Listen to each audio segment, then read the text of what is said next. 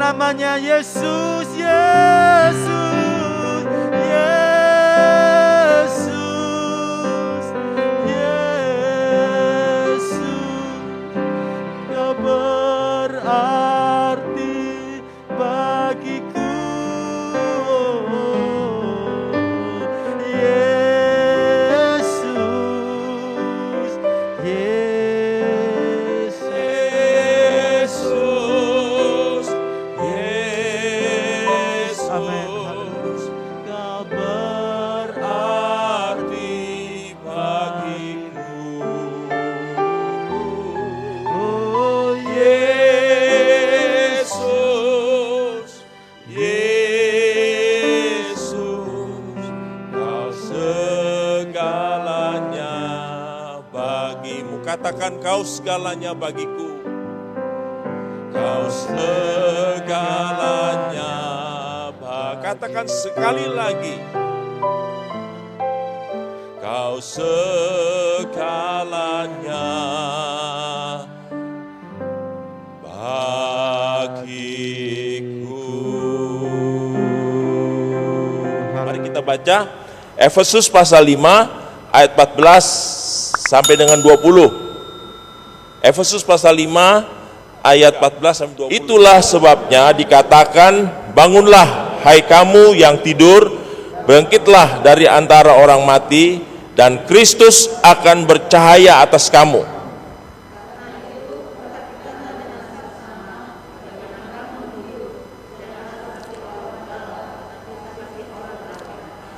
Dan pergunakanlah waktu yang ada, karena hari-hari itu adalah jahat.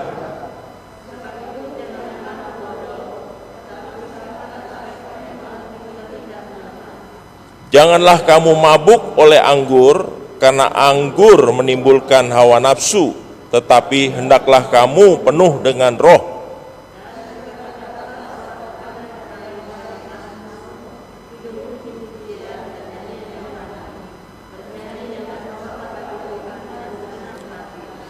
Ucapkanlah syukur senantiasa atas segala sesuatu dalam nama. Malam hari ini saya ingin mengajak kita untuk melihat bagaimana kita memahami kehendak Tuhan di dalam kehidupan kita. Kita perhatikan saudara, ada beberapa langkah untuk kita memahami kehendak Tuhan di dalam kehidupan kita. Yang pertama, kita baca ayat yang ke-15, dikatakan demikian, ayat yang ke-15.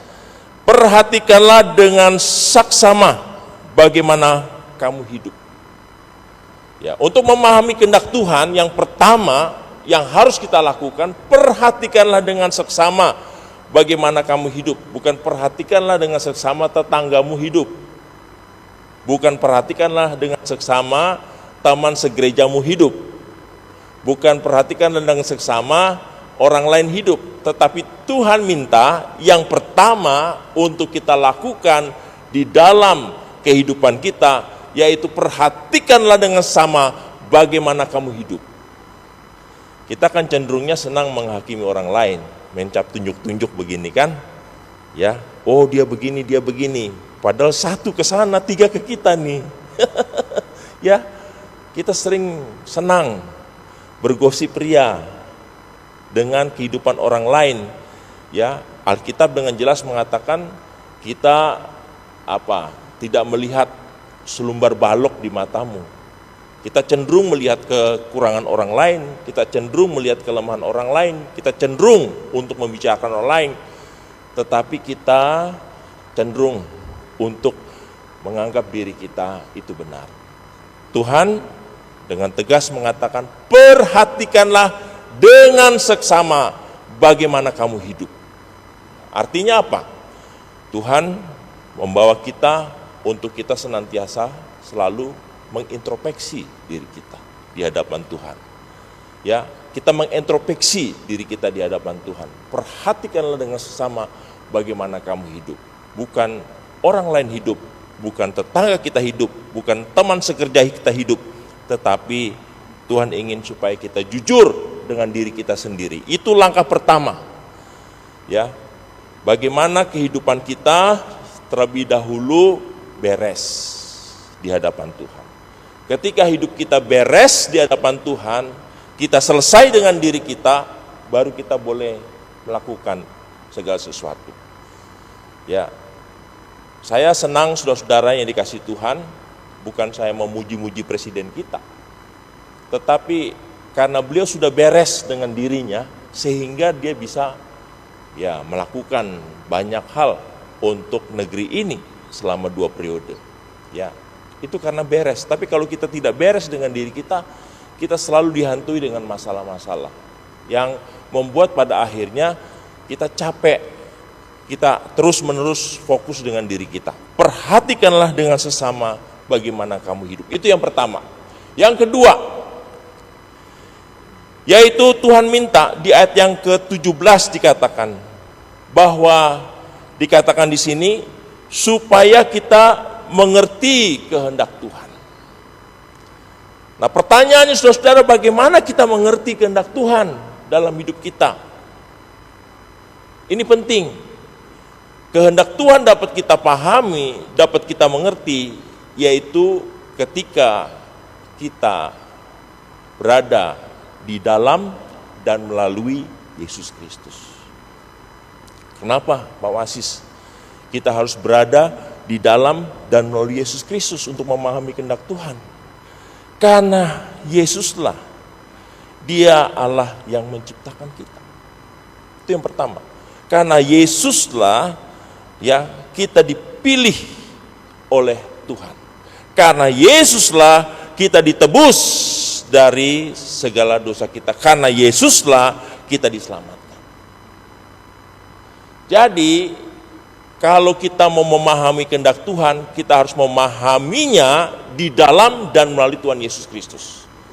Ada satu ungkapan, maaf kalau saya menggunakan istilah, ya, bahwa manusia tidak dapat mengenal akan dirinya sendiri jikalau tidak di dalam dan melalui Yesus Kristus. Ini kutipan seorang ahli, dikatakan, man does not know himself to himself, but has to be taught himself through the manifestation of Jesus Christ. Kita tidak dapat memahami akan diri kita jikalau kita tidak di dalam dan melalui Yesus Kristus. Amin. Bapak Ibu serta sudah dikasih Tuhan, sehingga jangan coba-coba kita memahami akan kehendak Tuhan di luar Yesus. Karena hanya di dalam dan melalui Yesus Kristus kita akan memahami akan hidup kita sebagai pribadi, sebagai orang Kristen, memahami tentang kehidupan keluarga kita, bahkan gereja kita. Oleh sebab itu, tema yang ditetapkan oleh Pak Gembala, hidup yang berpusat kepada pribadi dan karya Tuhan Yesus Kristus, saya setuju 100%. Karena kalau kita di luar itu, kita tidak akan dapat memahami kehendak Tuhan. Akibatnya saudara-saudara, banyak sekarang, kalau saya mau katakan, gereja-gereja kelihatannya megah, kelihatannya begitu ramai, tetapi sesungguhnya tidak tertanam kuat. Saya membaca satu tulisan yang baik, seorang gembala sidang gereja besar di Amerika, namanya Bill Hybel. Kalau ditanya berapa Pak jemaatnya, kita jangan berpikir jemaatnya sekitar 1000-an, tidak, puluhan ribu. Satu ketika dia tidak puas dengan ibadah yang begitu ramai, yang begitu spektakuler, bahkan diadakan satu minggu itu sampai berkali-kali. Akhirnya dia mengutus staf pastoralnya untuk mengadakan riset dan penelitian. Begitu staf pastoralnya mengadakan riset dan penelitian dengan ibadah yang sifatnya celebration itu, dan hasilnya sangat mengejutkan. Dikatakan apa saudara-saudara, bahwa banyak jemaat tidak memahami tentang pemahaman dasar, yaitu mengenai pribadi dan karya Kristus. Sehingga kelihatannya tiap minggu meriah, tiap minggu kelihatannya rame, tetapi banyak jemaat hanya senang yang sifatnya celebration. Pada akhirnya dia tidak takut populer. Bill Hybels ini, dia membanting setir, mengubah ibadah yang celebration itu menjadi ibadah yang memberikan pengajaran ya kepada jemaatnya. Sampai sekarang gereja itu eksis dan memiliki pengajaran yang kuat. Saya tidak anti dengan ibadah yang sifatnya celebration, tidak. Tetapi saya ingin supaya kita benar-benar memiliki pemahaman yang kuat di dalam dan melalui Yesus Kristus. Gereja maju, gereja berkembang bukan oleh karena aspek-aspek yang sifatnya itu katakanlah oleh karena bangunannya megah, sound sistemnya bagus, atau alat musiknya canggih. Tidak.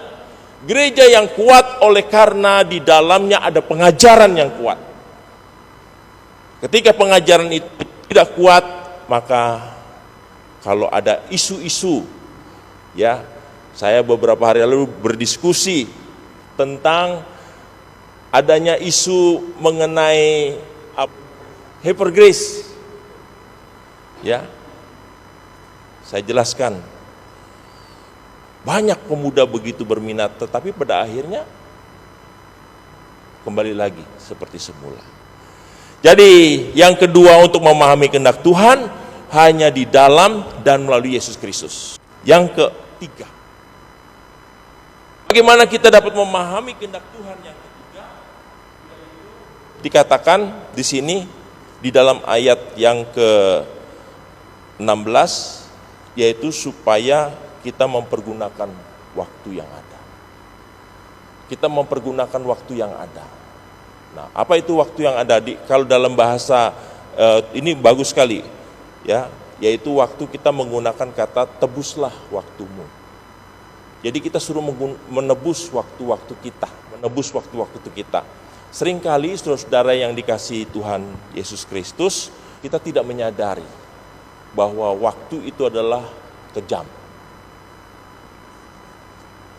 Kita tidak bisa mengatakan bahwa saya mau umur 50 saja. Dia akan terus ya berjalan. Tidak bisa dikompromikan waktu itu. Waktu terus berjalan. Waktu terus dia bergerak. Sekalipun kita tidak mau tua, tetap kita akan tua. Waktu itu adalah waktu kejam. Artinya kejam, dia tidak bisa dinegosiasikan. Waktu terus berjalan. Tahu-tahu, saya sudah kepala 5. Ya, perasaan masih muda. Tapi sudah kepala 5. Waktu begitu cepat. Jadi saudara-saudara yang kita harus perhatikan yaitu waktu. Tebuslah waktu-waktu kita. Lalu yang berikut saudara-saudara, di dalam ayat yang ke-18 yang ketiga, tetapi hendaklah kamu penuh dengan roh. Penuh dengan roh, artinya dalam kehidupan kita, ya kita memang terdiri tubuh, jiwa, dan roh. Paulus menggunakan istilah yang lebih di dalam Alkitab, itu dikatakan ada antropos, sarkikos manusia daging, antropos pneumatikos manusia roh, antropos psikos, manusia jiwa. Nah, dalam Galatia 5 ayat yang ke-16 kita dipimpin oleh roh, artinya kita harus hidup, lokomotif kita itu yaitu roh. Bukan daging kita, bukan jiwa kita. Selama lokomotif kita, gerbong yang menarik di belakangnya itu adalah roh, maka hidup kita akan benar di hadapan Tuhan. Tetapi kalau yang mendrive kita, daging kita, maka hidup kita juga akan diwarnai dengan keinginan daging. Begitu pula dengan jiwa kita. Yang terakhir, saudara-saudara. Kalau yang pertama dikatakan perhatikan dengan seksama bagaimana kamu hidup, itu berbicara relasi kita dengan Tuhan. Itu berbicara relasi kita dengan Tuhan. Lalu yang kedua, bagaimana kita memahami kehendak Tuhan di dalam kehidupan kita. Yang kedua, yaitu kita diminta untuk menggunakan waktu kita, yaitu tetap dalam relasi kita dengan Tuhan. Nah, yang ketiga, Tuhan minta supaya kita dipimpin oleh Roh, itu dalam kaitannya dengan vertikal. Nah, sekarang yang terakhir, yaitu dalam kaitannya dengan hubungan dengan sesama. Katakan di dalam ayat yang ke-21, yaitu supaya kita saling merendahkan diri. Supaya kita saling merendahkan diri. Ini sulit, saudara-saudara, tapi mudah untuk diucapkan. Ada teman satu kantor, tiap hari berjumpa, tapi tidak pernah omong-omongan. Hubungan kita satu dengan yang lain, kita harus saling merendahkan diri. Itu firman Tuhan malam hari ini. Untuk kita, di dalam kita memahami kehendak Tuhan. Biarlah Tuhan tolong kita supaya kita bisa mengimplementasikan firman Tuhan ini di dalam kehidupan kita, sehingga kita dapat memahami kehendak Tuhan bukan dari mana-mana, tetapi apa kata firman Tuhan. Mari kita tundukkan kepala, kita ambil waktu sejenak di hadapan Tuhan.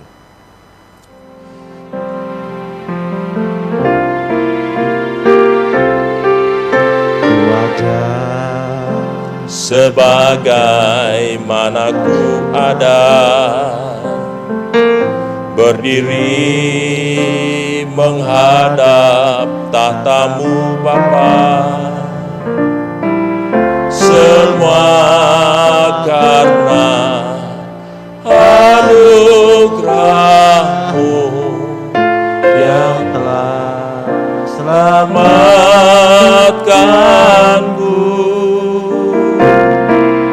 Ku hidup dalam segala kelimpahan, ku layak untuk melayani Tuhan. Semua karena anugerah-Mu tercurah. Mari kita sama-sama bangun berdiri. Kita katakan, besar anugerah-Mu, besar anugerah-Mu, melimpah kasih-Mu, semakin hari semakin bertambah besar anu. Mari kita sama-sama katakan, besar anugerah-Mu, sebagai doa kita di hadapan Tuhan. Besar anugerah-Mu, melimpah kasih-Mu, semakin hari semakin bertambah besar anu. Sekali lagi katakan dari hati yang dalam, besar anugerah-Mu, besar anugerah-Mu, melimpah kasih-Mu, semakin hari semakin bertambah besar